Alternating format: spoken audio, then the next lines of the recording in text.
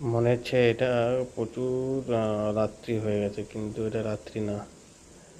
এটা হচ্ছে বিকেলবেলা 4টে, 4:30 আর 5টা নাগাদ কলকাতায় প্রচুর ধরনের বজ্রপাত আর সুন্দর মৃদু হাওয়া বইতেছে।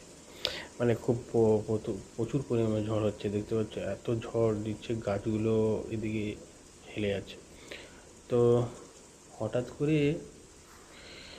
করে ইয়েটা হলো, কোনো প্ল্যানিং ছিল না। সকালবেলা যখন দেখা যায় মেঘটা আস্তে আস্তে মানে ইয়ে হয়ে যায়, কিন্তু এত গরম পড়েছে, এটা কিন্তু দরকার একটু। কলকাতায়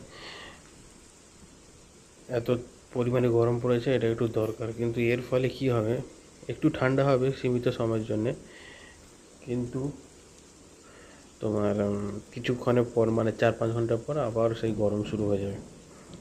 তো প্রচুর ক্ষতিও হয়েছে, কেননা বিশাল পরিমাণে ঝড়ের একটা স্পিড ছিল, স্পিডটা খুবই ভালোই ছিল। তো প্রচুর ক্ষতিও হয়েছে। এটা প্রায় অনেক দিন পরে এরকম একটা হলো কলকাতায়। তো এরকম এত বড় ধরনের কিছু হয়নি, নর্মাল ঝড়ঝাড় হতো, কিন্তু এত বড়